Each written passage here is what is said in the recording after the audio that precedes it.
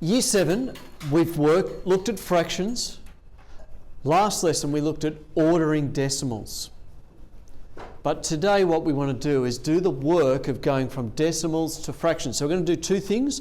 One is to convert decimals to a fraction, and the next slide that you'll see is to convert fractions back to a decimal.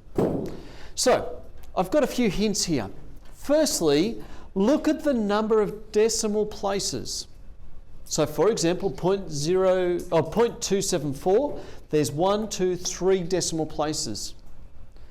Write the fraction, or the number it should say, 274, over a power of 10 with the same number of zeros as the number of decimal places, and then simplify the fraction. So there's two examples here I want to quickly show you. Example 1 that we're looking at here. 0.274 converted to a fraction. So we write it like that. Then I look at how many decimal places I have. 1, 2, 3.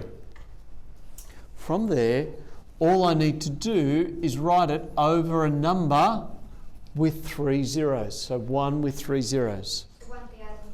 So then it becomes 274 over 1,000. Now, the last thing there it says is simplify the fraction. All right? So what I need to do is look, and I notice straight away, hopefully, that it ends in 4 and that ends in 0. So therefore, I can at least divide both by 2.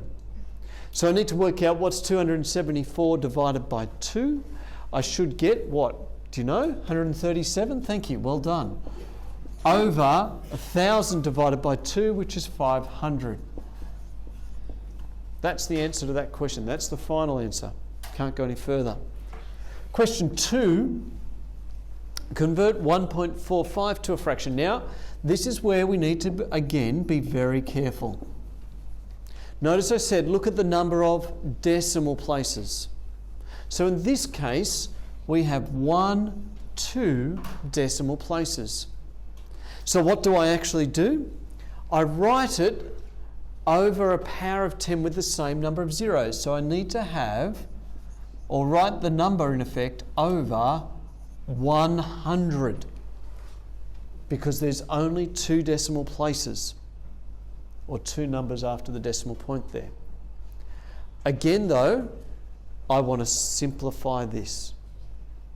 Now, one of the things I like to be able to do very quickly, because I don't like dealing with big numbers, I can see that it's an improper fraction, and I can see that it's actually 1 and 45 over 100. I can then simplify the 45 and the 100. 5 goes into 45. Who can tell me how many times does 5 go into 45? 9.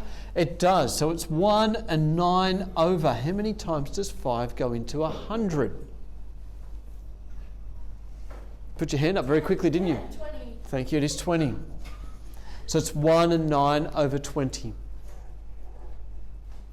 So that's how we convert from a decimal to a fraction. What about the other one though? Here we go. Converting from a fraction to a decimal. This is our second part. To convert the fraction to have a power of 10 as a denominator, and then place the decimal point for the power of 10. Now what's actually happened here with our examples is that this one, first one, is already over 10. So that actually makes our work pretty easy. I'm going to rub off what's here so that we don't get confused. Of course, you've already got that down. So our first one here is 3 7/7. Now, some of us may look at that straight away and go, that's 3.7. Okay, well done. However, let's do it properly so we know how to do it. Convert the fraction to have a power of 10 as the denominator. It's already got that. And then place the decimal point for the power of 10. If I was just to give you 7/10, hopefully you would know that straight away that is 0.7. With the 3, because it's a whole number, it goes before the decimal point. So we've got 3.7. That's how to do that one, pretty straightforward.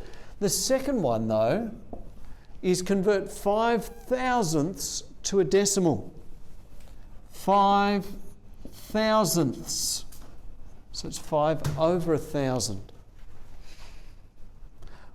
I want to try and use this. It's a bit trickier because you're going to have a 5, but I need to have 1, 2, 3 decimal places. So it's reversing what we did earlier. So there's 1 of them, 2 of them, 3 of them, and then I put my decimal point.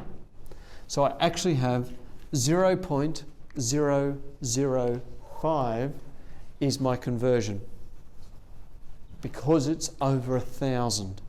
So notice I've got 1, 2, 3, 1, 2, 3 decimal places. Notice with this one, I should only have 1 decimal place because it's over 10. I only have 1 decimal place. I've moved pretty quickly through this. You should have all this down, ready to get in and do some exercises and keep developing our mathematical ability. So let's get in and do that.